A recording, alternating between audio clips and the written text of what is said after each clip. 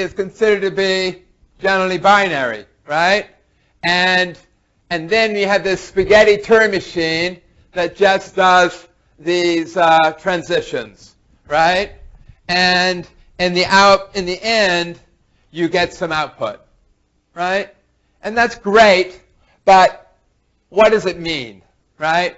And I personally like to say we have different levels of understanding things, right? And I want to move up to higher levels of understanding, all right? So I'm going to be talking about, in fact, I think I just designed these slides at the end of last time I taught it. So these ideas of level of abstraction kind of got done last time. So anyway, I'm going to try to impose on this thing meaning to the input, meaning to the output, and structure to the code. All right? So the input, it's binary, but it could be representing this face. Right? And then the output, it's binary, but it could be representing the same face where we did a little, not PowerPoint, what do they do? Photoshopping to make it look nicer, right? If you think you don't look as nice as the people on TV, it's because they're lying, right? We removed the wrinkles, right? So what is right, we're adding meaning here, right? Meaning that's not really there. Everybody follow me? Right? And another thing I'm going to impose on you, remember I told you that we could teach that you name the states Q1, Q2, Q3, but I'm going to require that you give names to your states, right? This is higher meaning that has nothing to do with the Turing machine, right? It's just so that somebody reading your Turing machine can understand it. So we're going to add new meaning, right? And what is the meaning going to be? This is just a string, which is the name of the state, right? And I'm going to add meaning to it to mean it means I'm on line 39 of my code, whatever that means, because we don't have code, right? Turing machines don't have code. They just have states and transitions, right? But I'm imposing extra meaning, and the extra meaning is that we're going to be compiling from something that looks more like Java. And when our Turing machine's in this state, our Java program is going to be on line 39. Right? Does that make sense? And when I'm in this state, my Java program is going to have a bunch of variables. Now, again, Turing machines don't have variables. Right? So a question I could well ask you is, hey, does your Turing machine have a value x, and does the value of x of your Turing machine have value 3? And what should you answer? No! My Turing machine doesn't have variables. It doesn't have values. It's only in a state, and the state means nothing. Right? It's this higher level that we're adding. We're adding meaning to this. Right? This is saying, my Java program that's out there in my imagination has a variable x, and the value of variable x is 3. Right? Are people understanding this? Right? How we're adding meta knowledge. It's kind of like, similarly, your brain. Right? What does your brain do? It has a bunch of neurons and they fire. Right? But somehow, out of your mouth comes poetry of love to your girlfriend. Where does that meaning come from? Right? It's some weird higher level of abstraction than the Turing machine itself. Right? Does that make sense? Right? So we're going to add structure. We're going to stop allowing, I'm going to impose rules on you. Right? Really, a Turing machine can have go-tos, right? You can jump to any state you want, right? But I'm going to impose on you rules, right? I'm going to make you clean your room. And the rules are going to be Java. We're going to add Java-like structure to your Turing machine, right? And so in some ways, not only are we going to prove that Turing machines can compute anything, we're going to say, even if you impose these rules, they still can compute anything. So why have a weird Turing machine? Because it's only going to confuse people. Right? Everybody good? All right, so in our loop invariant, we're going to impose loop invariants. And, right? And instead of designing our new Turing machine, we're going to compile. Everybody good? I said all those things. And so this is just a quote from Donald Knuth, which I used various times, but I don't think I've given it to you yet. It says there are different levels of abstraction, right? This is an abstraction. This is abstraction. And you want to be able to do well in the world, you need to move between them, right? You can think about your computer as AND gates and OR gates, but then you can move up various levels of abstraction to think about it as a machine that can drive, right? And in fact, when I was in Africa, I made a set of slides that does that. We start at the bottom of sand, and we build ourselves up levels of abstraction, saying, how are we thinking about this level until we get to machine learning? So those slides are there if you want to see them. Right? So, and we want to be able to understand complex things in simple ways. All right, so how much time do we got? Feels like we're running out. 9 minutes. All right. So, we're going to go through various levels of abstractions, and when I made these slides, I numbered them 0, 1, 2, 3, 4. I forget now how many levels of abstraction there are, and the numbers don't mean anything. I made this up when I made these slides, right? You're never going to see these anywhere else, right?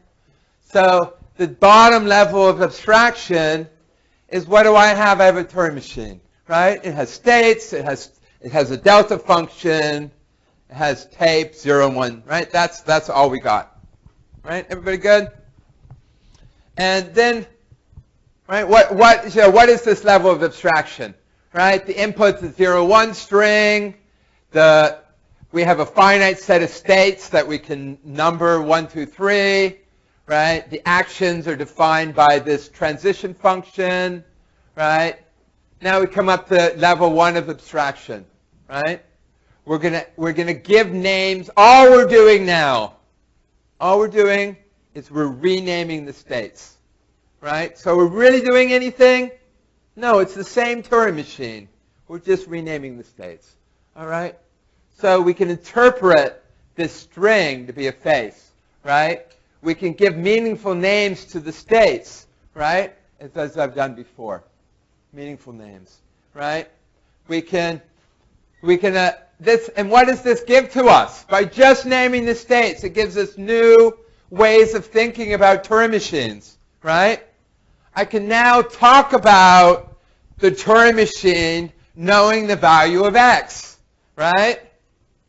Right? I can imagine it has a line of code, right? I can imagine it's remembering the value of x and y, right? I can imagine that it can execute things like this. This is the kind of, so when I say you have to write a Turing machine, right, this is the kind of thing I want you to say, right? I want you to say I'm in line 39. If I have these values, right, and I read a 1, then I go to line 40, and now I'm going to have these values, right? Again, this is just a delta function, right? So I haven't done anything except rename states, right? Is everybody good? All right, so now we're going to have meta names and meta transition function, right? Before we had each state was given a name, right? Now we're going to have meta names. We're going to have a pattern of naming, and before we had entries of our data function, of our delta function, now we're going to talk about whole blocks of the transition function, right? So what do I mean by that? Well, how do I talk about a block of states? I can say, hey, now there's no state whose name has x equals x prime in it, right? That's not a state, right? It's a meta statement.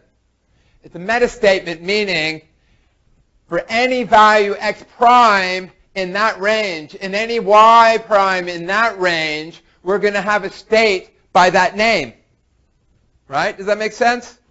How many states do I have? 5 times 5 is 25. Right? Everybody got, I'm talking about 25 states with 25 different names. Right? But the advantage of this is I can talk about them, right, in a meta kind of way. Everybody getting this? And then, now I'm going to talk about a transition function.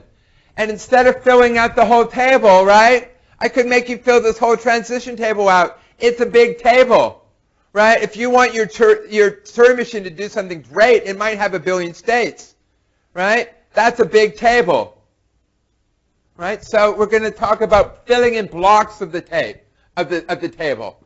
This is going to say, right, if I'm in a state for an arbitrary x prime and an arbitrary y prime, and C is an arbitrary thing from 0 to 1, then if I'm in this kind of state, then I'm going to go over to this kind of state, where I'm in line 40, the value of x hasn't changed, the value of y has changed to whatever was here, right? And I write the C back, and I move my head right. Right? Now, have we changed the power of Turing machines? Right now, the Turing machine, what is it doing? It feels like it's reading the value of C off the tape and storing it in Y. Right? That's what it feels like it's doing. Is it really doing that? No, it's still just the table. It's still just states, right? So now we can come up to another level of abstraction. Now I can say, hey, that block of state transitions, what's happening? Well, what's actually happening at line 39, right? I'm making y, whatever value stored where the head is, I'm reading it in and I'm putting it in y, right? And I move my head right. That's what that line of code was doing, right? Now, when I said I was going to get you to compile Java code in the machine code, I was kind of lying to you, right? The code we're going to be is going to look like this, right? It's a little more Java-like than Turing machine. And you're going to see code that looks like this, and you're going to compile it into a machine code, right? And come on, guys, you just saw it. It wasn't very hard, right? All that's required is for you to understand it, and you can do it, right? But half of you will give me garbage, right? And I'm going to look for anything that's not perfect, because it's going to convince me you don't understand what's going on. All right, so people are hustling. Are we done? I think we're done. We have more levels of abstraction that we'll do later. All right, have a good, today's Tuesday, so I'll see you on Thursday. We're going to start by defining at the very bottom, your brain has neurons, and they fire. Right? Bottom level of abstraction. What is a Turing machine? All right? A Turing machine has a finite set of states. Right? Every Turing machine. When I build a Turing machine, what do? I tell you how many states I have. I give them names. Well, I could call them Q1, Q2, Q3. Right? And then I tell you, and then you have this infinite tape, right? I tell you, what are you allowed to store in a cell of your tape, right? What's my alphabet? Is it 0, 1 blank? Am I allowed ASCII? Am I allowed digits? Right? But it's finite, right? You could also tell me what the alphabet is for my input, but chances are they'll be the same, right? Could be different, right? And then I'm going to build a table. Remember I said it's all about table lookup, right? So the input, if we're doing binary, then the input's going to be a binary string. We're going to have a finite set of states. Here I have 2,500 states. right? Do you want to be getting down and personal with each one of them? No, right? It's a lot of states, right? And then I define actions. I find a table, and the table is called delta, right? And what does the delta do? It tells me the Turing machine, in this case, is in state 2. What state am I in? And the head, right? The head's going back and forth in the tape, and we keep changing the contents of the tape. We don't know where the head is. We don't know what the tape contains anymore, right? It contains something. And what is the character? We can look at what is the character where the head is on the tape. And it's a 1 in this case, right? So then the function delta tells me what state should I be in next? What character should I write onto the tape, because I'm allowed to change it? And do I move my head right or left? Or if you're lazy, do you leave it stationary? Right? Everybody get that? That's what a Turing machine is. Right? It doesn't have variables x's and y's. It doesn't have lines of code. It doesn't have meaning. Right? Everybody got this? You start off with the input on the tape. You run these rules. Hopefully it stops at some point. Why? Because one of the states is a halt state. Right? Goes into the halt state, it halts. And then whatever is on the tape is called the output. Right? Is that why the halting problem is uncomputable? Because if you were to represent it with a Turing machine, you'd never be able to draw the halt state in some cases? No, we're going to prove that the halting problem is undecidable. All we're going to use in the proof is that an algorithm, every algorithm, has a finite description. We're not going to talk about halt states. All right? But any good model of computation is going to have a way to stop. Right? Because if it doesn't stop, it's not very useful to us. Right? In this case, it stops by it transitions into a special state, which is called the halt state. Right? Everybody good? All right. So now we could say we've learned about Turing machines. We could get you to write a few of them, and it would be hard, right? And that was what we would do. But that's not what we're doing here, right? We're trying to have levels of abstraction, because that's how you gain deep understanding of things, is by looking at the same thing at higher and higher levels of abstraction, right? In fact, to me, what we're doing here is we're moving away from this is a theoretical useless course to how is this actually practical to me, right? What's actually practical is can you think at different levels of abstraction, all right?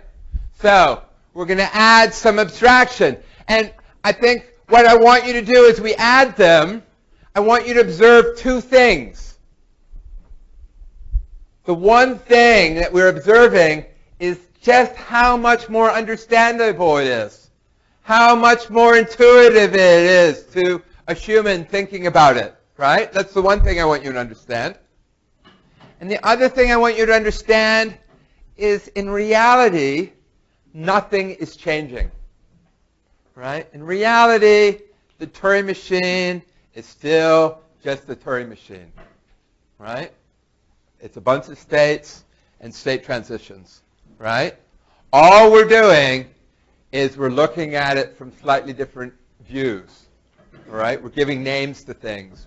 We're laying meaning on top of what's there, all right? Can everybody, that's our goal, right? Everybody got our goal? See how it doesn't change, but how it's prettier, right? And to be able to understand it at all the levels, right? So does everybody understand this bottom level, right? It's pretty straightforward. All right, so now we're going to go up a level, and all we're going to change is we're going to give new names to the states, all right? We're not going to have X variables or Y variables or lines of code. We're not. We're just changing the names of the states. All right?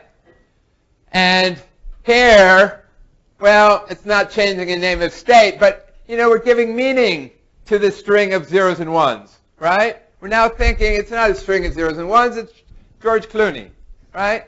And he has wrinkles, right? Everybody got what we're adding meaning to it. And then we're adding meaning to the states, names, right? So here we're going to have a new name. It's a string, right? What's the name of a state? Is you attach to every state a string to say, hey, this state is called 385, or this string is called Bob, right? Right? A rose by any other name is still smells so sweet, right? So, right. But now, how does this change anything? Have we changed anything in the Turing machine? No. But how does it give us meaning? Well, we can now imagine that there's this thing called code, and we're on line 39 of it, right? We can imagine that the Turing machine is remembering the value of x and y, and currently x is 3 and y is 0, right? We're imagining that. But it's all in our imagination, right? Everybody good? Right? And then, we just look again. We're just writing down the delta function again, right? Delta function says if I'm in a state with this name, and I read a 1, then I'm going to go into this state, right? And still, do we have meaning? Why are we going into this state? Why do we go from this state to this state? I don't yet quite have meaning to why I'm doing that, right? Everybody good? Now we're going to go up a level again. We're going to talk about metanames, all right? So this is a way of talking about a set of states all at once. The Turing machine, remember it had, that one we gave, had 2,700 states, and I don't want to talk about each of them, right, separately. I want to talk about them kind of friends, all my friends and relations. I want to do these things to them, right? So here, I'm now going to say, well, let x prime be a number between 0 and 4, and y prime be a number between 0 and 4. And then I can talk about, this state here. Now, there's no state that's going to have that name, right? The states are going to be called x equals 3, y equals 4. That's the names of the states. But here's a way of me talking about them sort of collectively, right? Everybody see that this is a metaname of a state, right? People with me here? Everybody following? All right, so, and what does that allow me to do? That allows me to fill in an entire block of the delta function in one foul swoop, right? I'm going to say for every x prime and y prime and c in that range, if I'm in this state and I see a c, then I'll go over to this state, right? And I just filled in 5 times 5 times 2. I just filled in 50 lines of the table. Yep. I don't know yet, right? I don't know. It's a good question, right? Do we have meaning yet?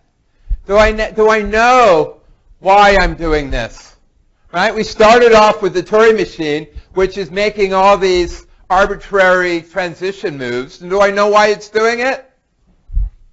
No, not really. I mean, you have to be really into the nuance of why it's doing it to design this thing. Now you're asking, why am I doing this? Well, do we have meaning there yet?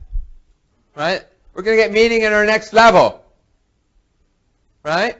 Everybody good here? Yeah? So the number of states depends on how many lines we have, or we're going to count states. Right now we're doing the levels fast. And after we do the levels fast, we're going to redo them slowly. And when we redo them slowly, we'll do things like counting states.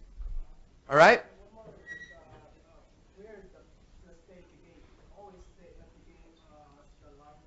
The first state? There will be some state called the start state. And we'll have to bring that into it as well. Right? Everybody good? Right?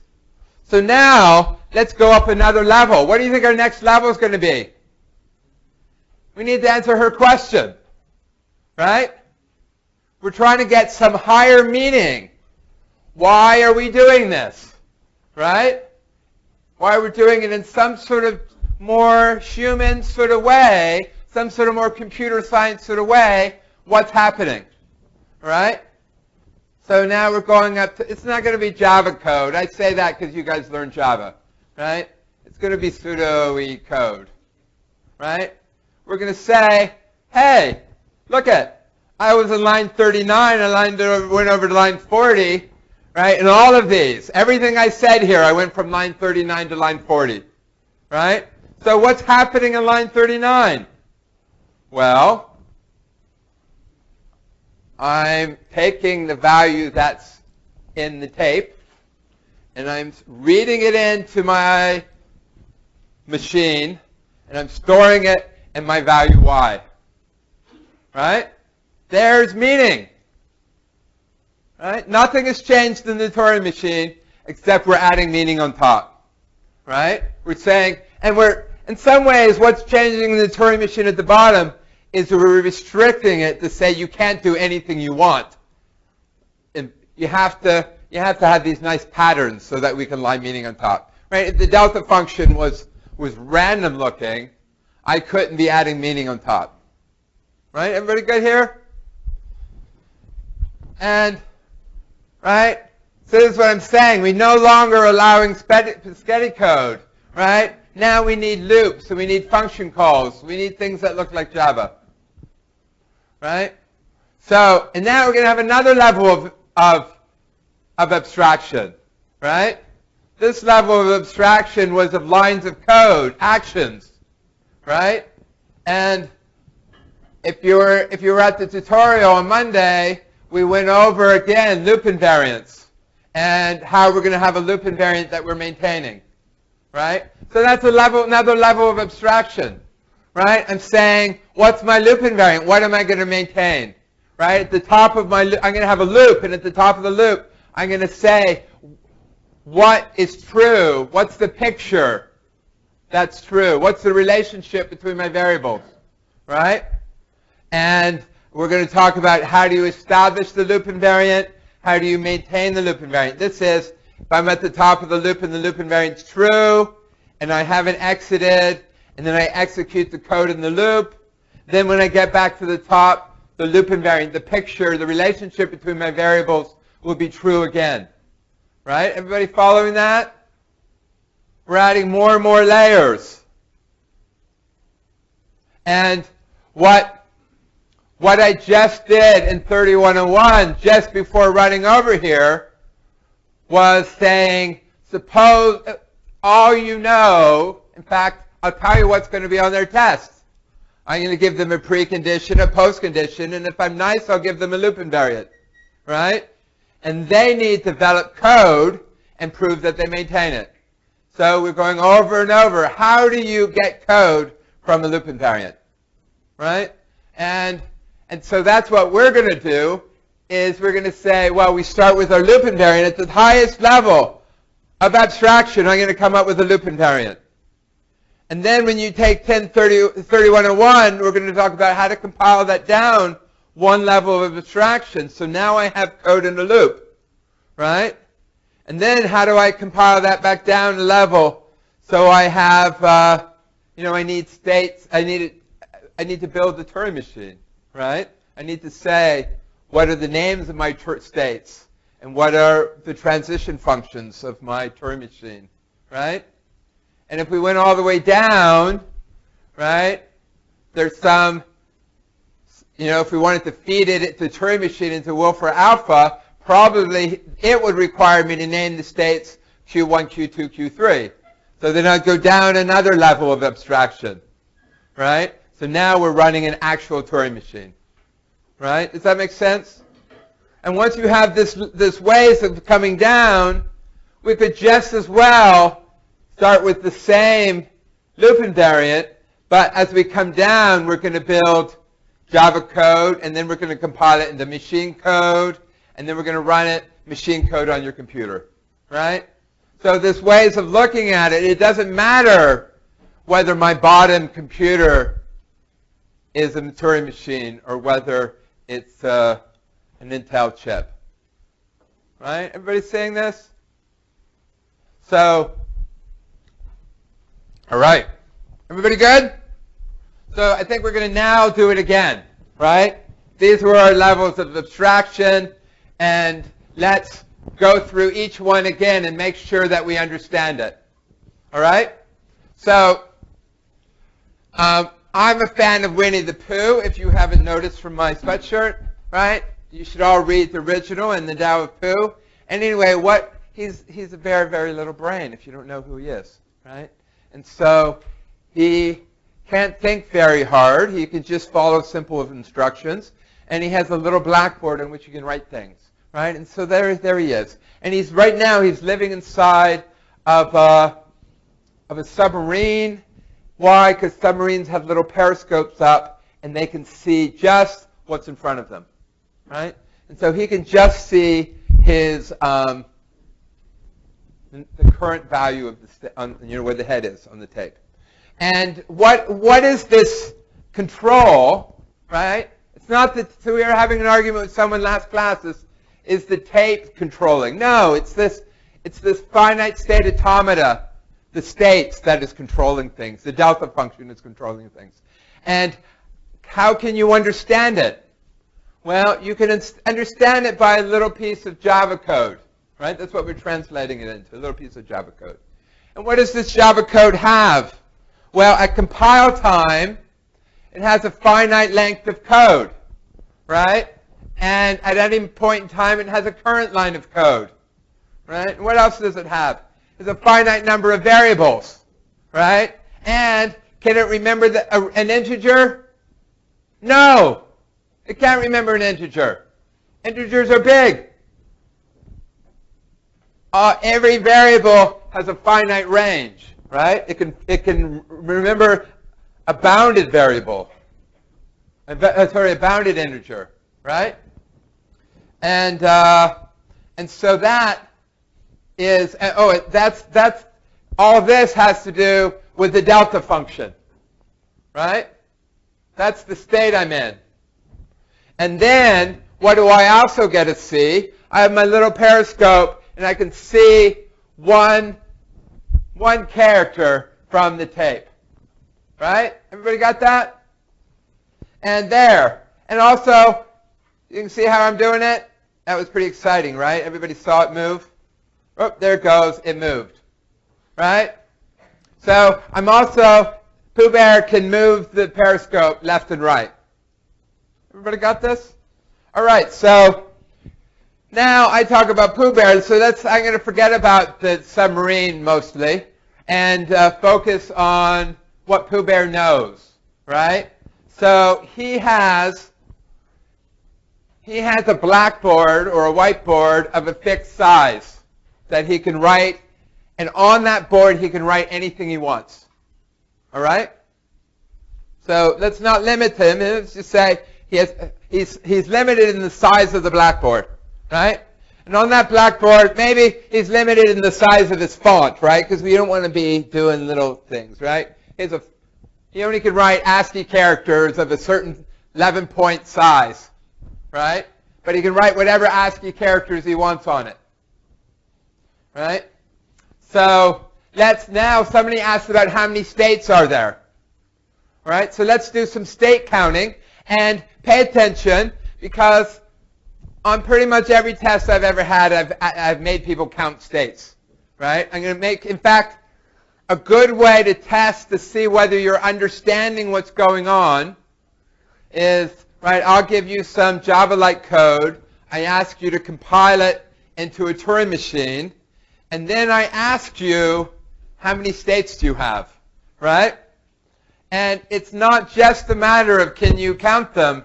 It's a matter of do you understand what's going on here at all? Because if you don't understand what's going on, a good way for me to find out is you give me the wrong number of states, right? So I'm going to somewhat put more emphasis on the number of states than you think I might should, because it shows me that you're understanding. All right? So let's count the number of states, yeah? Do I have 2 thens? All right, thanks. My secretary is somewhere here. He will remember that. All right, so that's you. All right, 2 thens. Thank you. All right, so now suppose on my blackboard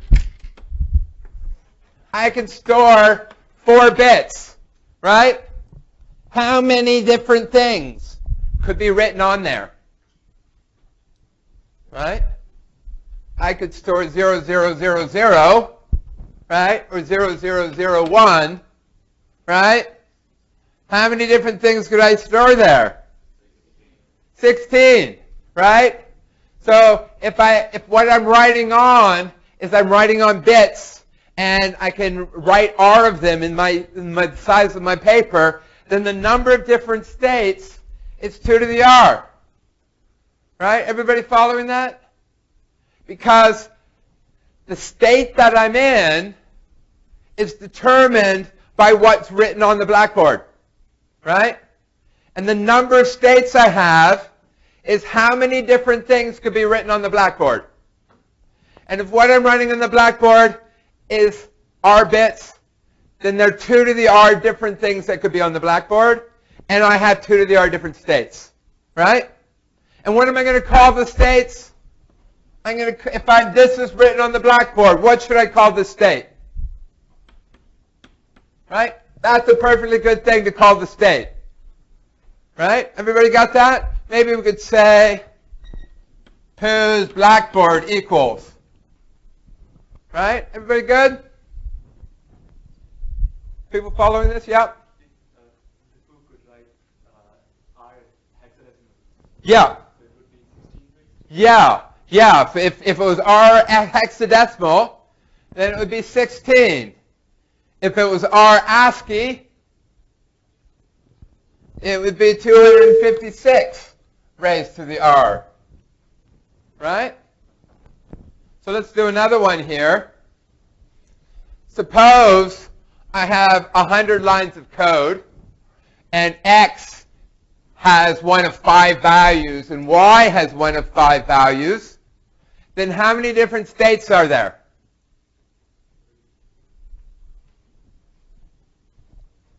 A 100 times 5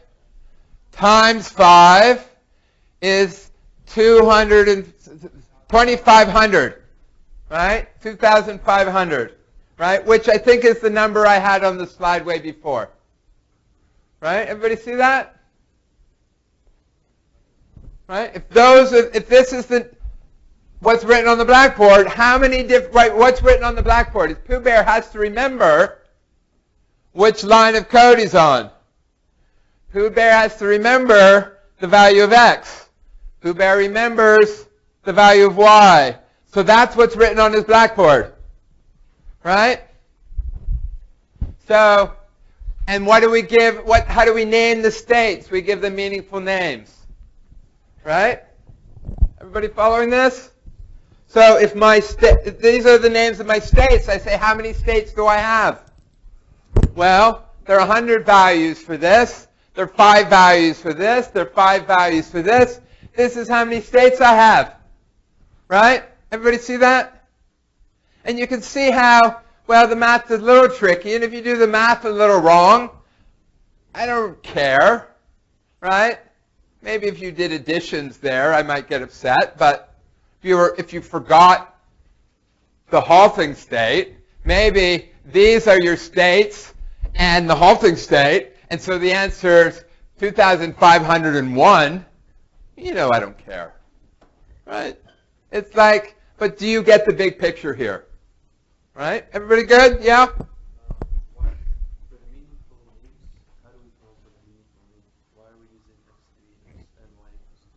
All right, so I'm trying to give you this intuition that Pooh Bear can write whatever he wants to write.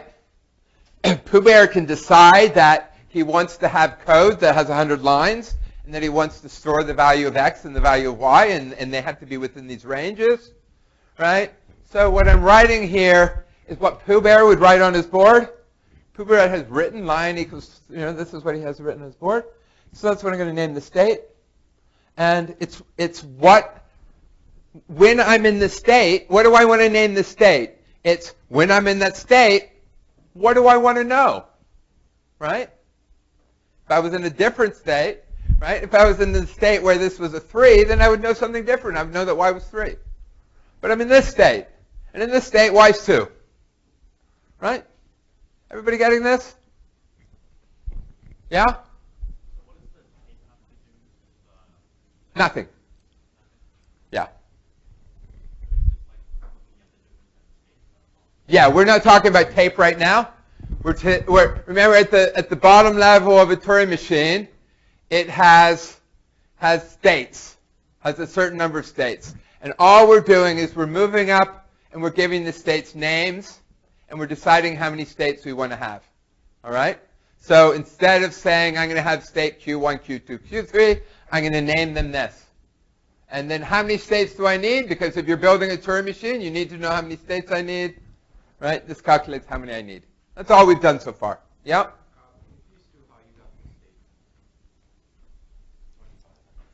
Well, it's choosing, right? Let's look at a tree here. I have 100 choices for line number, right? And for each line number, I have 5 choices for x. And then for each of those, I have 5 choices for y. Right? So now how many leaves do I have? Right? A path would tell me a value. I choose a value for L. I choose a value for x. I choose a value for y. That gives me one state. Right? How many do I have? 100 times 5 times 5. Yeah, you did this in some course, didn't you? I mean, it's not permutations. I mean, let's do another example here. Suppose x3 is in 0 to 9, and x2 is, and x1 is, and x0 is. Right? Then I want to know what is a state? Well, x3 equals 8, and x2 equals 5. Right? Or I could write it down 8, 5, 2, 1. Right? This is the value. So I got 1, 2, 3, 4. Right? This is the value of x3. This is the value of x2, value of x1, value of x0. Right? How many of these are there? Well, the biggest one is 999. The smallest one is 000. Right? The number of them is 10 times 10 times 10 times 10. What's your biggest one? This, right? 10 to the 4. Right? Is that making sense? Everybody see these ways of counting?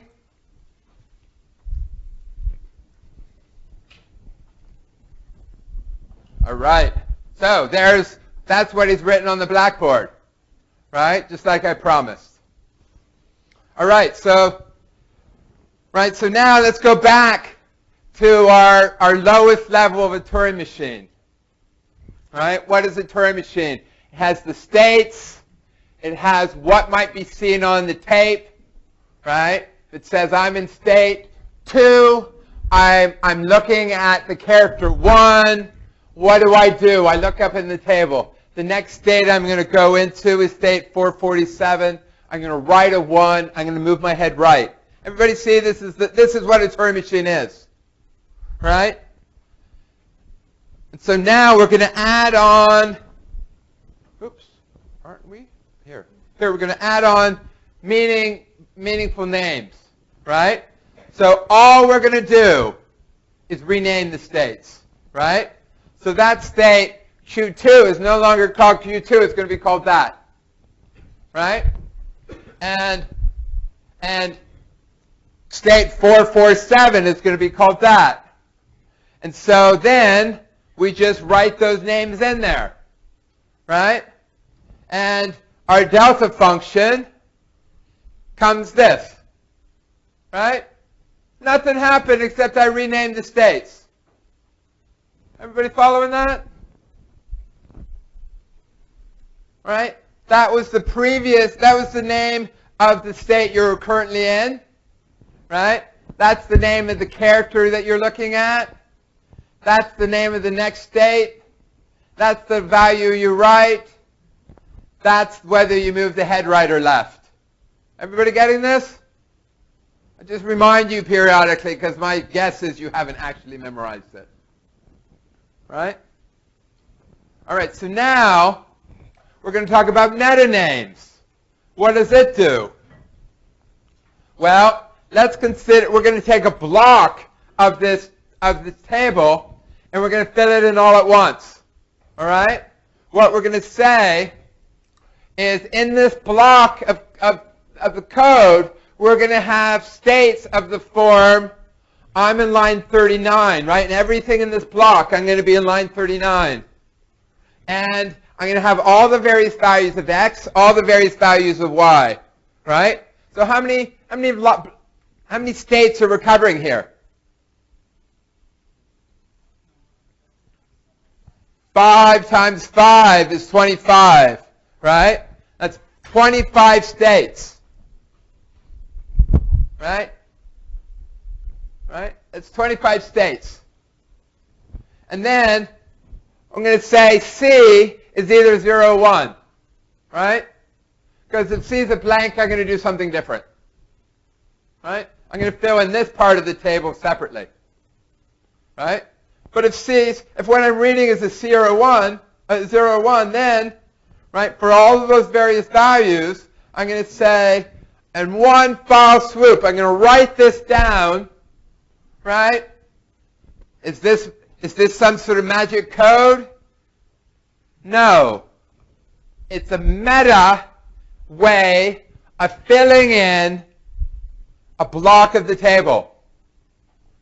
Right? Everybody getting that? No. What aren't you getting?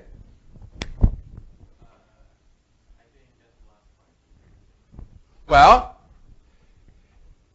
did you get how this way we have states of the form, they're all line 39, there are 5 values here, 5 values here, we've got 25 of these, right? So I'm saying for every, right, and then we got 2 values here, right? So for all our values within our particular range, right, here I try to get things on the slide. Really, C is 0, 1, right? So for all of these values, if I'm in a state that looks like this pattern, and I read a character that has that pattern, then I'm going to go into a state that has this pattern, and I'm going to write that pattern on the tape, and I'm going to move right. So do you write like line 40 and line 39? No. See, you're thinking about it as code, and I'm thinking about how do I fill in this table, right? I want to know, right, here's a big block, this big purple, pink block, right? I want it in one step how to fill it in, right? For each square, I could write it in myself. I understand that, but I'm saying like, so right now we're at currently Q2, but then in the command line where it says like Q line equals 39, like where I'm looking at Q2, Yeah. and then Yeah. so So Q2 is no longer called Q2. Q2 is now called line equals 39, x equals 3, y equals 0. Right? So since all we did was change the name, can you buy that if I'm in a state with this name, and I read a 1, I'm in a state with this name, and let's do it again here. We go back. Right? I'm in this state. I read a 1. I go into that state. Right? That's how I fill in that little square. right? Now, right here, there's 50 squares. On the test, do you want to fill them all in? No. So I'm going to tell you shorthand to fill them all in quickly. All right? There's a pattern here, right? I'm in a true Turing machine. For every state and for every character you're reading, you can put whatever you want here, right? There can be complete spaghetti go chaos here, right? And I'm saying let's not do that because I won't understand it. You don't want to write it, and I don't want to mark it, right? Is that agreed? Right. So I only want to mark things that have meaning that I can understand, right? I don't want to be parsing your Turing machine, right? And you don't want to be filling it in. So we're going to try to fill this. We're not doing any actions. We're not doing anything other than I'm telling you how to fill in this table. All right? So this equals doesn't mean we're assigning 40 to 39. It's not an assignment. It's how am I going to fill in this table? Right? And there's going to be a pattern. Right? First off, we want to know what's the pattern of the names. Right? And the patterns of the names is every name in this little block is going to be called Q line equals 39. Right? And then it's going to have X equals something. Well, which somethings are we going to allow? We're going to allow X equals either 0, 1, 2, 3, or 4. Right? And then we're going to call Y equals something. And what's that something? It's going to be 0, 1, 2, 3, or 4. So how many different states are there? There's 25. Right? And then at the top, C is going to be either this or this. Right? So now I'm going to tell you the metacode. Right? I'm going to tell you if you're ever in one of these states, then the pattern is going to look like this. Right? Where X prime is one of these and Y prime is one of these. And if you have this pattern, right, and C is one of those, right, if C is blank, we're not doing that right now. If C is one of those, then the pattern is what you do next is you leave the name, and then we're not doing actions. We're just names, right? If we were in a state where X was, the code was X equals X prime, then we're going to, the new state will also say X equals X prime, right? If this was X equals 3, this will be X equals 3. If this is X equals 4, this will be X equals 4. We're just filling in this table. Right? But here, Y is going to change. Right? Whenever, it doesn't matter which Y name we had before, our new name in this whole column will all be Y equals 0. And in this whole column, the name will be Y equals 1. Right? Are you following that? You see how we're filling this table in? Yeah.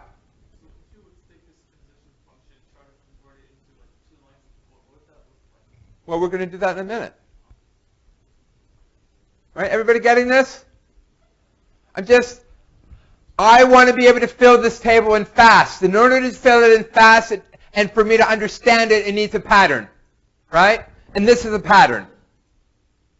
Right? And when I'm marking your test and I tell the TA to mark it, when they mark this, right, the goal of them is to see, one, is it right? Is it the right pattern? But two, are they getting that we're just doing patterns in the table? Right? If you do anything to convince me that you're not understanding this, then you'll get a 0. Right? Because you need to understand that what we're doing here is filling out a block of the table. Right? Right? Yeah. Did you, in this step, did you change the range of C or range of Y? Before the range is from 0 to 4, after that is to 0 or 1. Yeah, but it's a sub-range. Right? And maybe maybe you're right. Maybe whenever you're in line 30, how many states do I need? Right? If I was really counting states properly, I would observe that when I'm in line 39, I have 5 different values of y. But look at when it's line 40, I only have 2 values of y. Right? So when we were doing this thing here, in this line, there's 5 values of y, but in this line, there's only 2 values of y. Right? We could get anal like that. And my request is we don't get too anal because you don't want to calculate it and I don't want to mark it.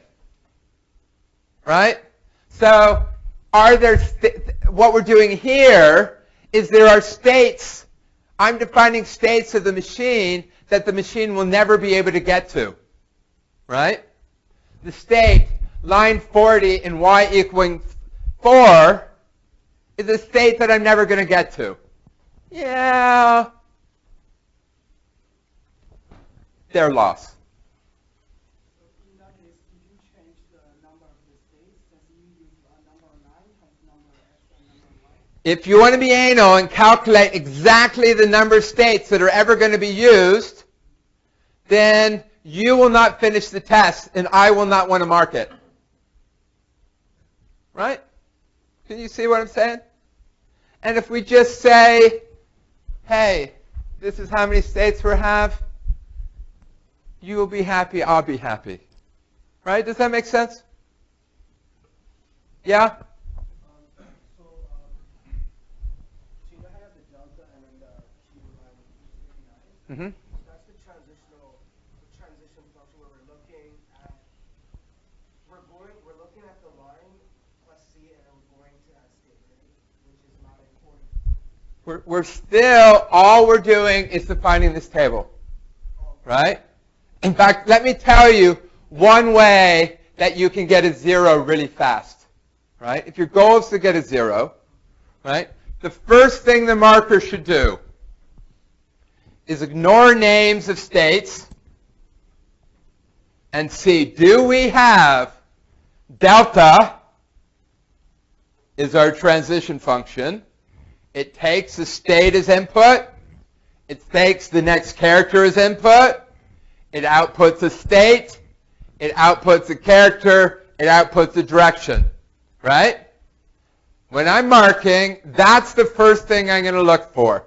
Do you do that? And if you do not do that, I do not read anything else. You get a 0. That was my question. Are we doing another transition function on where it goes? I'm just filling this table out. Right?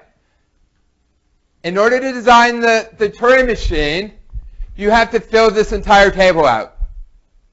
And we haven't filled the entire table out. We just filled out the pink box. Right? Now what you're probably saying is, well, where do you go from here? Well, this state is down here somewhere. And we'll have to fill out that part of the table. Right? And we'll do that in a meta block sort of way too. Right? But we're not done yet. Right? In fact, all I've done now is, have I defined all of line 39? Not completely.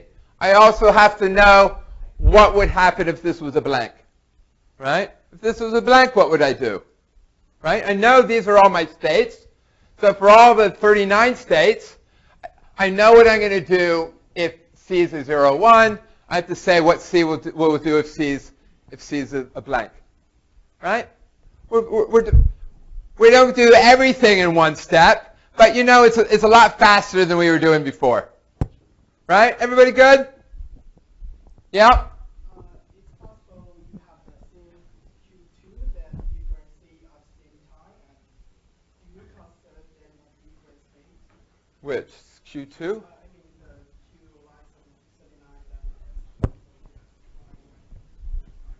and different states.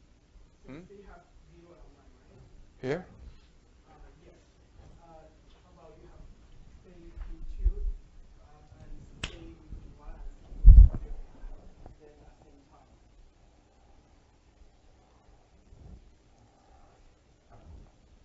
I didn't understand your question, but let me give an answer and see if they line up, right? This isn't the name of a state. It's a meta thing, right? And we're gonna plug in various things. And if you plug in 3, 0, that would be one state. If you plug in 3, 4, that would be a different state. I mean, you have thing Q2. Q2 up here. Yeah. Well, this is crossed off. We're not calling states that anymore. Those are gone, right? See up there. We got rid of that and we called it something else. If state is different, do you calculate them as different states? If they're different states. I don't. What different? If they're different states, they're different states.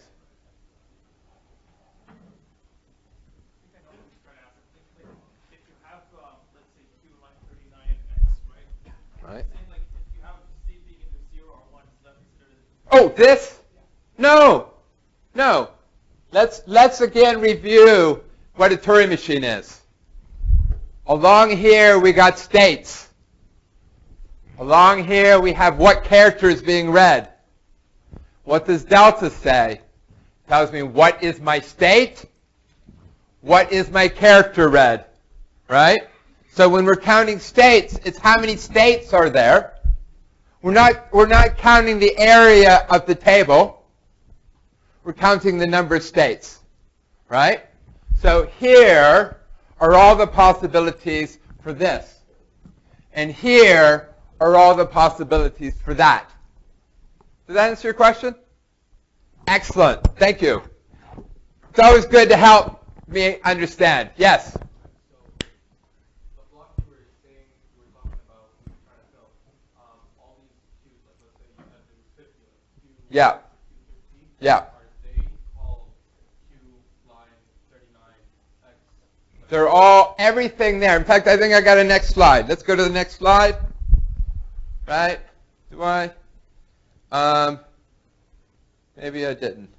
All of the guys here, right, they're all 39. Okay. And then, so now, in these blocks, let's say C, which is 0 or 1, do I, like, whenever you have something written in 1 or 0, is that what C means? Yeah, so Because, like, some blocks are going to be empty, some blocks are going to be filled, or am I understanding this wrong? no, we need to fill this whole table in. Okay. So if I'm in, what's this table? It says if I'm in this state and I'm reading this character, what do I do? If I'm in this state and I read this character, what do I do? All right? So now I'm going to try to fill in this whole block. Right? What are the states of this block? They're all states of the form. I'm in line 39. X has some value between 0 and 4. Y has some value 0 and 4. So that's 5 times 5. There are 25 lines here. Right? That's how many states are here. And then how many values of C are we considering? 2. 0 and 1. Right? So now there are 2 values of C. Right? So we're going to fill in a table 25 by 2. Right? Even though it looks like it's the other direction. Right? And it's going to all have this pattern. Right? All the way down this guy, Y is going to be becoming 0.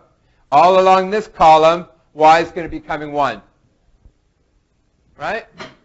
And the woman who's about to ask us, she still doesn't see a pattern, what this means higher up. Right? All I'm telling you is this is how I'm filling out the table. Right? Later on, we're going to go to a higher level of abstraction and see what this pattern means. Yeah? Why? Because I told you.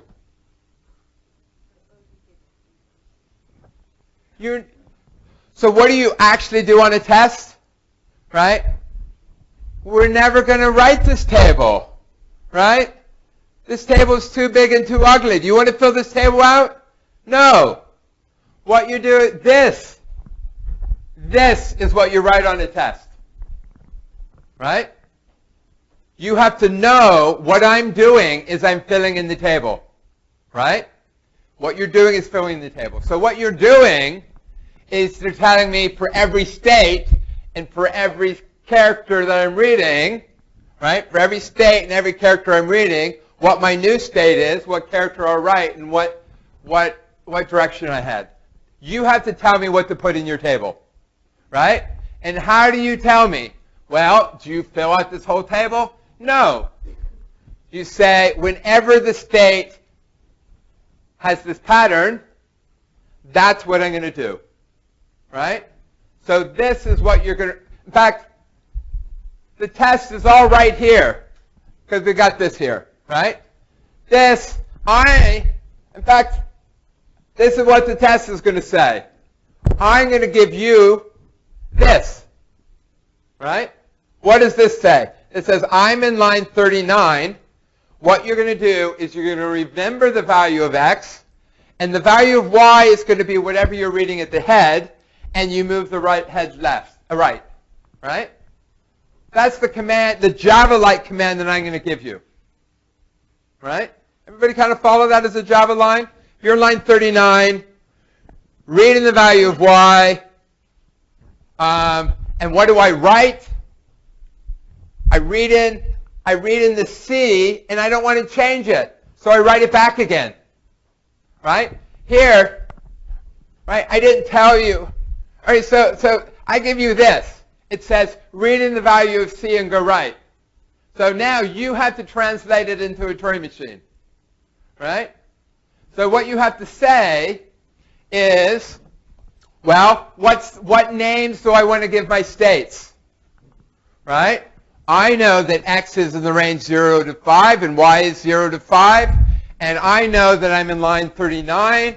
So I'm going to have, for every value of x prime and y prime in C, of x prime and y prime, forget C, I'm going to have a state like this, right? I'm naming my states. And then you're going to say, well, I'm in this state. I read some character C. Well, what state do I want to be in next? Well, what line should it be? If I'm in line 39, what line will I be in next? I'll be in line 40, right? And then you say, okay, what will be my new value of x? Because that's what I'm calling my states, right? It's not what I don't have an x variable, right? I'm just naming my states. What will the name of my new state be? Well, the name of my new state will have the same value of x as I had before. Why? Because I don't want to change the value of x, even though I don't have a value of x. Right? Are people following this? It's very abstract. Right? And then I say, in my name of my state, what do I want the name of my y to be? Well, it's going to be whatever I've read. In this column, it's going to be 0. In this column, it's going to be 1. Right? Okay, that's my state. Right? Now I have to think, I have to remember to write a value into the cell. What value should I write? Well, it doesn't tell me I should change the cell. And if it doesn't tell me I should change it, let's assume it doesn't change. Right? So I was reading a C, and Turing machines don't allow you to say, don't change it. Right? They allow you to write something. So what I'm going to write is the value that was there. And that doesn't, so does it change? Well, I'm writing a 3 on top of a 3. Right? And then, what do I do with my head? I move it right. Right? Everybody got that? So your job is to translate this into this. Can you do it? Yes? What transition function do we get for the whole state? We haven't gone to the whole yet. At some point, if I'm in line 89 and life is really good to me, I'm going to stop. Right? So then I'm going to say, if I'm line 89 and life is good to me, then I'm going to go into the halt state. No, I mean, because you still fill out the last row, right? Yeah, well, yeah. Because if you have for the function line 39, you have like line of holes, right? Then what state do you go into next? Halt? Yeah, so it says line equals 39. Yeah. Let's say like the whole state is line 80, right? Yeah. So then you have to give it the transition. Yeah, but the code is never going to go from 39 to halt. The code, so when I'm in 39, I go to 40. Yeah, I understand. But like, what if you're at the halt? Currently, you're at the halt state. If you're at the halt state, then you stop. So you don't have to fill in the last row. Oh, I get your question. No, don't fill out the last row. Sorry, when I said the whole table gets filled out, don't fill out the whole table. Good question. Everybody got that? When you're in the halt state, there's nothing you got to do. You've stopped. Yep. So I understand that there's like a big jumble of patterns of like all of this stuff in the Turing machine. Uh-huh. In order to understand it, you kind of need that intuition of like line 39, blah, blah, Right. blah, blah, blah. So Right. But when building a Turing machine, you kind of need to know where you want to get to in terms of the code, right? Like you can't just get a Turing machine in a big table and determine, oh, this is for finding maps, or oh, this is for, yeah. I had a summer job as a co-op student where I wrote a program to compact. You gave it a video, an image in black and white, and you looked at each pixel and you compressed it. And I wrote it in machine code, and it took me 4 months, right? And nobody should write code in machine code, right? That's what you did in the 80s. You don't do it now, right? And so, do I want you to be writing Turing code and understanding Turing code? No. Am I answering your question? It's like, we don't want to be writing this stuff. Yeah. I just wanted to see like if you could parse meaning out of just the Turing itself, or if you need to have this intuition of like, oh, I'm trying to find a max, so this needs to store the x value here. Well, I kind of said if the table, you're given a Turing machine and the table looks like it's all spaghetti code and random, you're not going to get meaning out of it, right? And in fact, you probably have heard that the banks have all this code that was written in the 80s in BASIC, compiled, and they've lost the code, right? They're running machine code that was written in BASIC, and they lost it. And so they're busy trying to make changes, and they're trying to decompile their machine code. And my understanding is it's very hard to decompile machine code, right? So if you start with a Turing machine at the bottom, don't expect to rise up and have meaning, right? We're starting at the top and we're coming down, right? Does that make sense? Yeah. What? Moving right. Oh, there's an infinite tape, and there's a head. And every time step, you get to move the head right or left. That's what a Turing machine is, right? A Turing machine. I'm in some state. I read some character from the head. I mean, we're on 9, right? There's the tape, right? I'm in this state, and I read a 0, so I write a 0, and I move my head right. Right? That's what a Turing machine is. How are we doing, guys? You following this? Any questions? Is everybody going to do perfect? Yep. Yep. Oh, the meta algorithm. When I told you, let's go back to it, because we're going to go to the next slide anyway. 90, what was it, 90, we're up here somewhere. I told you that I gave you this and you have to produce this. I also, higher up in the test, told you that X is going to have the range 0 to 5. All right? I mean, the algorithm designer has to design that, right? At compile time, you have to decide what variables do I have. I mean, who decided to have an X and a Y? You decide you have an X and Y. You decide I'm going to have this many lines of code. You decide the range of the variables, right? And so somebody decided that. Everybody good?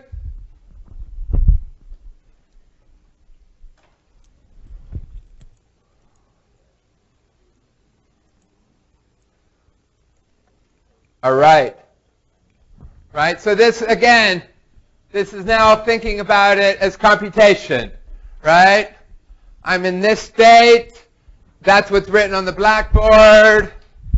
Right? We have this line of code, and we follow this line of code. What does it say? It says, remember, the first thing you need to memorize right now, do not leave this room until you have this memorized. Right? I have a delta function. It says current state, character I'm reading. Next state, what character I write, what direction I go. Learn that. Because if that's not on your test, you might as well go home. Right? Yeah? The second character is what we write on the current state and then we move. This one? This one? This is the character I'm reading. This is the character I'm writing. On the state we are in. No, on the location of the tape that the head is. On the head, yes. On the head. Right? The head is reading this character. The head is writing this character. Then we move the head. And then you move the head. Right? You don't move the head and then change. No, because then the next place you read, you'll know what's there already. Right? We have to go to and you move the head so we get some new knowledge and we can read it again. Right? Is that making sense? I mean, we want to write on top of this value. I see this value. I replace the C with that value. Right? So everybody know we're doing that. And now we're working on translating. Right? Now it says, if I'm in this state, and now we're going through levels of abstraction again, right? Here, if I'm in this state, and I'm reading a 1, then what state do I want to be in next? I want to be in that state. Right? Everybody got that? And that's the name of the previous state, right? That's the character we're reading. That's the next name of the next state. That's the character we're changing it to, right? We're changing the Y to a 1. Right? Everybody see that on the blackboard? Right? I keep saying the same things. Right? Everybody getting this? Right? And now more generally, right? More generally, I'm saying I'm in this more general state. Right? Because I want to do this. I don't get too repetitive. I don't want to write it down 25 times. Right? So now I say, right, for all of those values, right? Right? I do what we said we were doing. Right? Everybody getting that? And, right, to keep the number of states finite and the size of the table finite, we must put the values in a certain range. Right? We can't store an arbitrary integer. They have to be within a range. All right? So there, I have my x's ranged and my y ranged. Right? Everybody good? Now, let's look at the difference between x and x prime. Right? They have very different natures. Right? X equals is actually part of the name of the state. Right? If you look at the name of the state, it actually has the characters x equal. But the x prime is a value that's one of these. Right? So these are variables and these are values. Right? It's just x is just part of the name of the state. Right? While x prime is one of those to fill into the name of the state so we can fill in the table fast. Right? Everybody still good? And C is the value we're writing. That's the character we're reading. Oh, here, this is just telling us that we haven't changed the value. Right? I said it, but it hadn't come on a slide yet. Right? And then, now, let's change the code. Right? Now, the code is line 39 is going to take the value that's on the head into y, and simultaneously, it's going to write the value of x. Right? So, we just put an x there.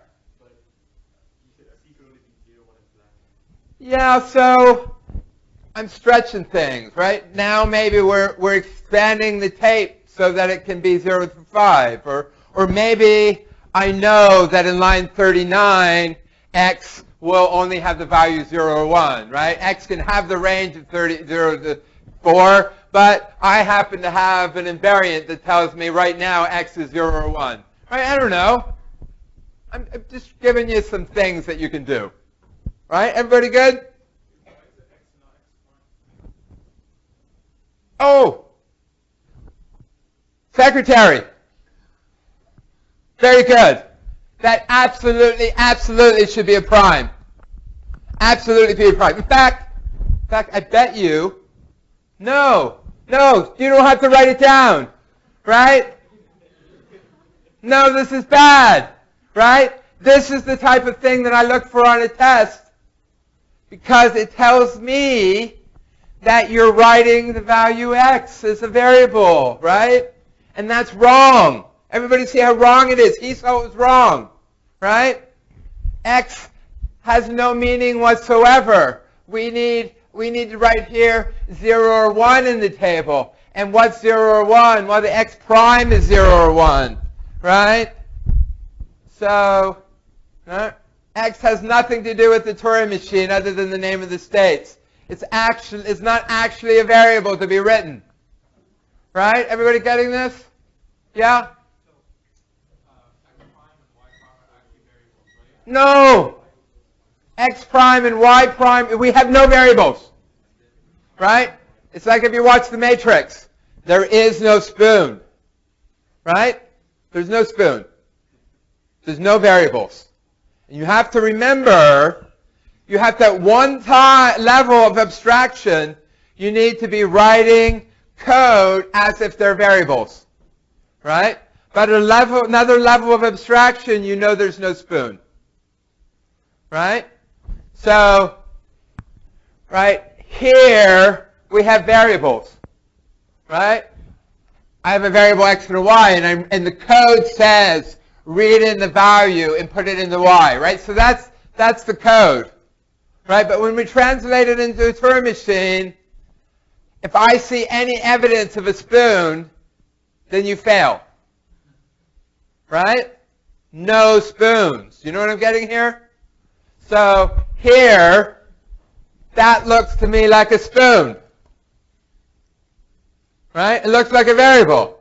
It looks like the guy is saying, I'm going to write the value of X into like a subroutine call, right? I'm writing the value of X. And that's bad. We don't have variables. X, the character X, is just the name of a state. It has no meaning in the Turing machine, right? Now, X prime is substitute, right? It's shorthand for one of these. And what can my table do? I can tell you the value that I write here, right? So I don't put here the name of the variable because we have no spoon. We put the value here, right? And what's the value is X prime, right? Right? So here we're saying it again. If X is 3 and Y is 0, the name of the state is 3, 0, right? And what I'm writing is 3, right? So if I'm in the state, this state, then what I write is a 3. That's what my table tells me, right? Column 3, state, the state, write a 3, right? So on if we have something else, I'm in that state, right? Then I write the value of, I write a 4, right? If I'm in a state for which this is the name, forget Turing machines, forget code, forget just Turing machines. I'm in the state who has this name, then I write the value 4, right? Yeah? Yes. Yes. So y, when we did when we selected, like at the beginning, it was x and y are equals to x prime and y prime. And then when you changed it, Yeah. x state x prime, y c.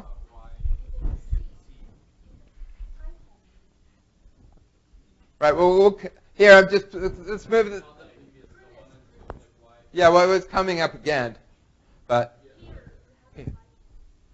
where's the typo? Y equals C? Yeah, because the new value of y, I'm reading off the tape, right?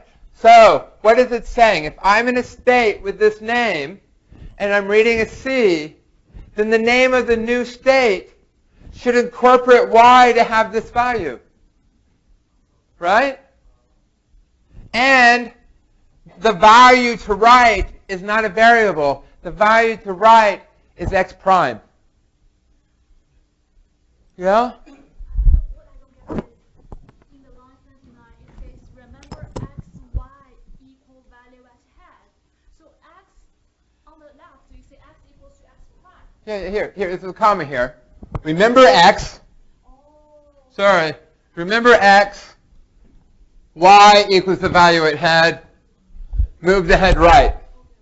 So the comma means separation of the string.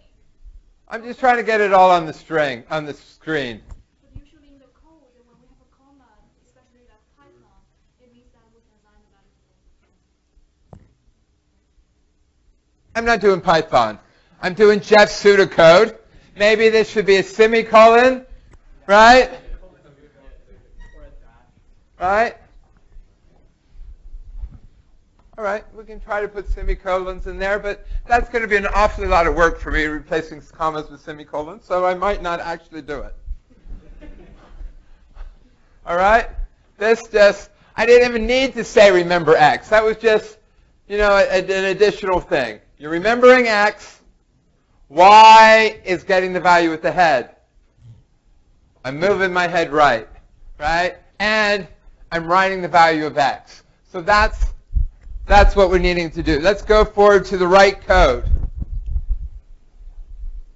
Right? Are people kind of following this? Here, I'm just filling in the table. Right? Yeah?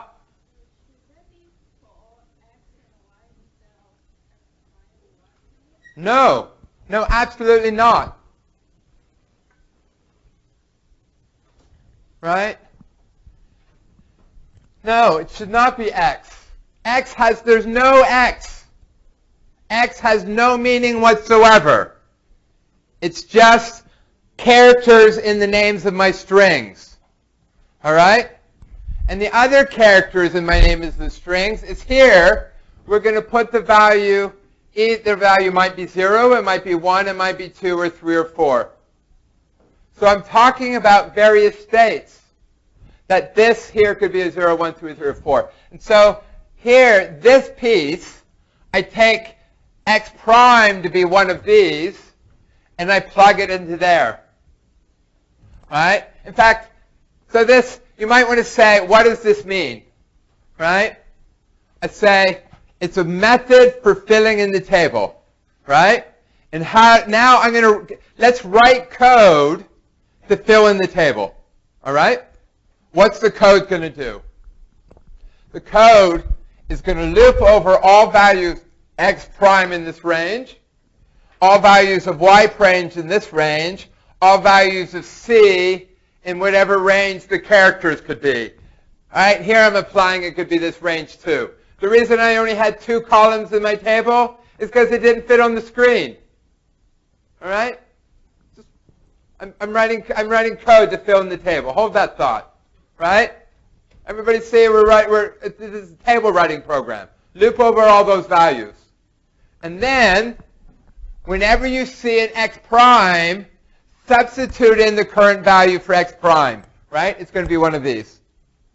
Substitute in the value of y prime. It's going to be one of these. Substitute in c, right? And when you substitute in x prime, it's going to get substituted in there. The c is going to get substituted in there. The x prime is going to get substituted in there, right? And that's going to give you how to fill in the table, right? So, for example, here, in this case, x prime is 4, y prime is 0, c happens to also be 0, right? And what we're doing is, right, then the 4 gets put here. And this is the line in the table. So you put that in the table. Yeah? Yeah? So x at the beginning it was 4, and then it changed to 3. Is that because we moved right? Or? We did not move. We're filling in the table. Yeah, but so x at the beginning, like line 39 right there, it says x equals 4, and then line 40 it says x equals 3. Yeah? Yeah. Yeah, so you mean we got another one up here? We went back to when you use x prime, when you were using x prime before you actually started using numbers. In the beginning, it was x prime, and then after that, it was x prime. But then in the example you just showed us, like if you go back to where we used to be, you had 4 as x prime, and then it changed to 3. I think everybody's brain is turned off. My brain is turned off. I think we should go home. Think about it. Study the slides. What?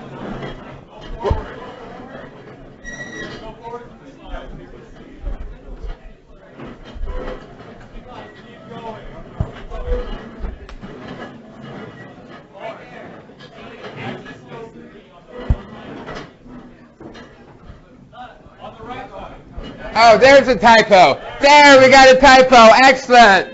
Woo! I make an awful lot of slides. I think the number of typos is surprisingly small. Just wait. I got to turn these off, and then I got to run because everybody's brains are fried. What am I doing? I'm doing this.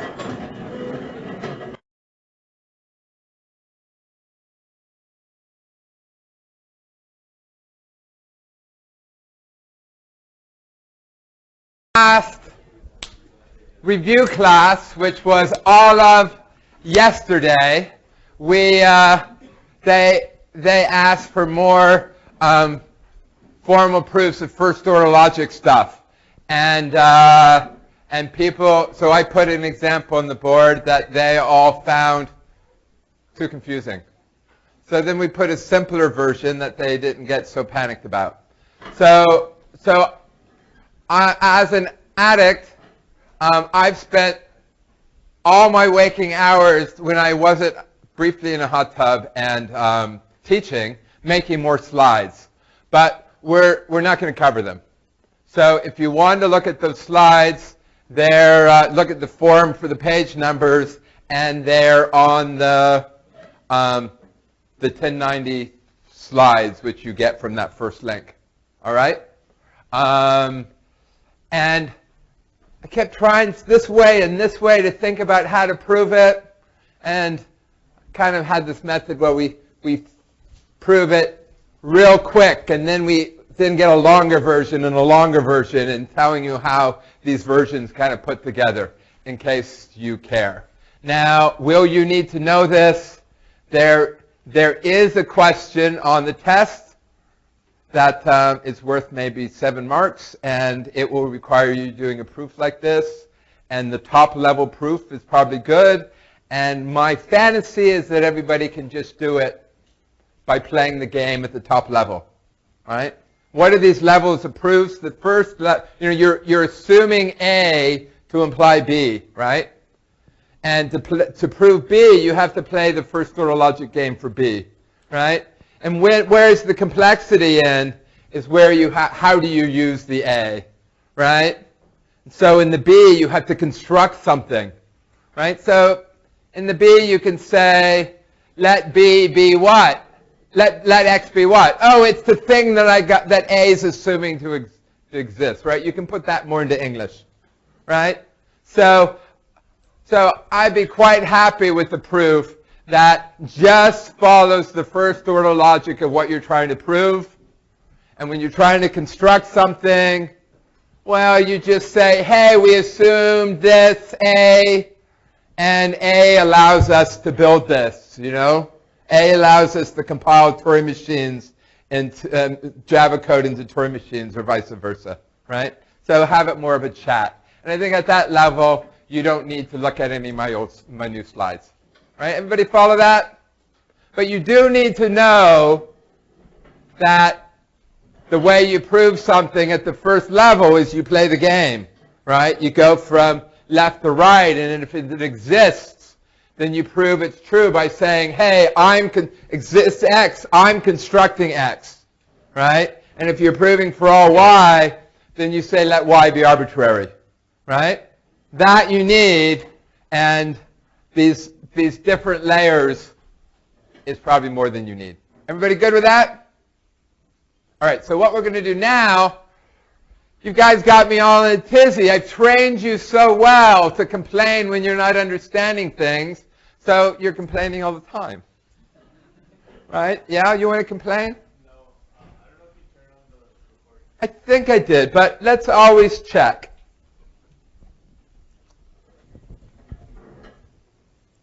We did. No, it's all good. It's all good. All right, so what we're going to do, so again, what did I do before our last class here is I went home and I made more slides on Turing machines. And the next example that we haven't worked, I was kind of working it this way before, and I turned it around so that it more closely mirrors what you're going to have to do on a test. All right? So are we understanding it from the bottom up, or are we understanding it from the top down? Right? So I turned it around. All right, so that's, you see here our arrows are going up now. All right? And so on a previous slide, which I skipped past, what am I saying? Is I'm saying the top level of understanding is knowing loop invariants and preconditions and postconditions. And I believe I'm religious about it, right? Anybody who knows me knows that I'm big on them, right? And then in 1030, we just today switched from loop invariants to recursion. So what we've done up so far in 30101 is how do you get code from loop invariants, all right?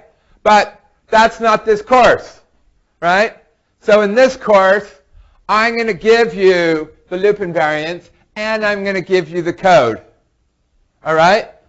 But you should somewhat understand the loop invariants because it helps, right? The loop invariant tells me what's true when I'm at the top of the loop. And why is that good? Because it tells me what state I am in the top of the loop. And why is that good? It's because you have to build a Turing machine whose state is named after that, right? So if anything, the loop invariant is used to tell me the state I'm in at the top of the loop, right? Which you need to do, because what do you need to do? You need to get from Java code to this meta Turing machine level code, all right? Now, what should you understand? Right? What you need to do is convert from Java to the meta level. But you need to understand that this meta level is not a Turing machine, right? So if you put anything in the meta which convinces me that you don't understand that we're talking Turing machines, then you will be hit very hard, right? So what we're going to do right now is talk about something that you don't need to do on a test, but that you should have an understanding of. And that's how do I convert from a meta algorithm to meaningful names, and then how do I convert from meaningful names to an actual Turing machine, right? In case someday, somebody puts a gun to your head and said, you have to build me an actual Turing machine, you'll know how to do it. Right? Everybody got that? All right.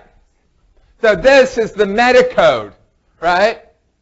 Metacode has these for all various variables and has this x prime in here, right?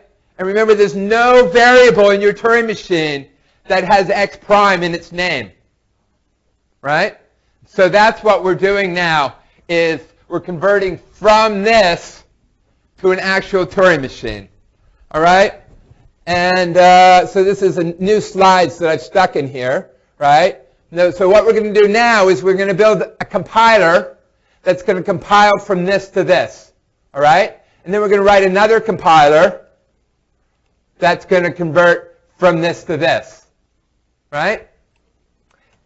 So, right? So this is the answer on the test, right? I'm going to ask you, right? So now we're going to compile, right? So here what we're doing. We're given something like this. Suppose, we had this, and we now want to compile it into a Turing machine, right? So what I'm going to give you now, let's remember, this is not a Turing machine. We're not running a Turing machine. We're running a compiler that compiles from meta language to a Turing machine. The output of what we're doing will be a Turing machine. Right? Everybody good with that? So don't think we're running a Turing machine. Right? So what do? Right? So we're going to loop over all possible values of x prime. Right? And we're going to loop over all possible values of y prime. And we're going to, and what are these? These are the possible values that x and y can have, right? If x and y take on values that are integers, then that's what they are. If they take on values which are sheep, animals from a farm, then that's what they will be. But in this case, x and y are taking on integers, so that's what we're looping over, right? Everybody good? This is we're looping over what? Characters that could be on your tape alphabet, right? And in some places in all of this, when I have a chart, it's 0, 1. Why? Because that already fills the screen, right? But in the code, some places, I assume it's 0, 1, 2, 3, 4. Why? So that it lines up with x and y, right? Do we care? No, it's some range, right? All right, so now, given all of those, right, given we know x prime, y prime, and c, right, actually no, forget c. Given I know x prime and y prime, I have to know what state am I in, right? And so I need to know the name of the state. And how do I get the name of the state? Well, a state name is what? It's a string of characters, right? That's just a string of characters. Right? And here I take the integer that's up here and I convert it into a string. Right? And then the plus here is not addition. What's the plus? It's concatenating strings together. Right? You've seen this in Java, haven't you? Right? So I'm getting a string that looks like this, except there's a value plugged in there and a value plugged in there. Right? Everybody getting that? And then I do the same. This is my first name and this is my second name. Right? And then I have to build my table. Right? And so what's my table? It's indexed by states and by characters.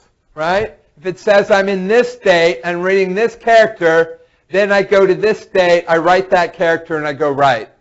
Right? So I'm filling in this table. So I'm saying, hey, I'm filling one table entry. We're indexing the table by these strings, which is a funny kind of way to index tables by strings. Really, you're going to need to do some sort of hashing or something, right? And we're indexing by the tape character. Right? Everybody follow that? And here, that's an entry into the table. So that we've just converted to a meaningful named Turing machine, right? But we don't like, but a real Turing machine, right? If you're over in, who's teaching it now?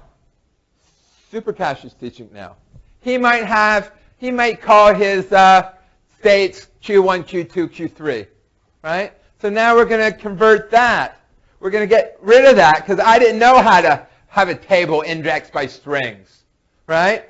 So instead, we're going to have some sort of hash thing that's going to take our state names and hash them to unique integers. And ideally, there's no gaps so that we have states 1, 2, 3, 4, right? We're going to hash them down. And then we're going to, here, I guess we take our state name and we hash it to some number, 2 for Q2, right? And what do we do with that? We hash our two states, and now we have a table indexed by integers, and we're filling in our table indexed by integers. Everybody got that? All right, so now, hopefully everybody now knows what is an actual Turing machine, right? Everybody knows we can take the names of the states and rename them. And everybody knows what a metaprogram Turing machine looks like, right? And you sort of have a sense of what I mean by Java code, right? So now what we're going to do is we're going to go through my new example where we're going to start with the loop invariant. We're going to put out code. We're going to turn that code into a meta language, meta Turing machine, and we're going to briefly mention the lower level Turing machines. All right, everybody got that? That's what we're going to do now. And let me be quite frank with you. This is exactly what you're going to do on Monday. All right? It's going to be a slightly different loop invariant, slightly different code. But I'm going to give you the loop invariant. I'm going to give you the code. Right? Oh, actually, I'm being a little mean. I'm also making you argue why the code works, right? You're going to also have to argue for 5 marks or something. You're going to have to say, oh yeah, if the loop invariance here is true and I do these actions, why is the loop invariant going to be true again, right? And for another question, you have to say, right, if the precondition is true and I do these little actions, why is the loop invariant going to be true? Right? And why am I doing that? Because it's my passion and I'm torturing you so that you'll be ready for 3101. All right? All right, so that's what your test is going to... Oh, your test. No, your test is going to have 2 questions. Right? Each of them have 1,000,000 parts. Right? What are the 2 questions? Turing machines, first order logic. All right, that's Monday. All right, so here's just our table. All right, here we're doing. All right, that's what we're doing, right? That would be on the test. All right, so I think this is just chatty, slides you've seen before,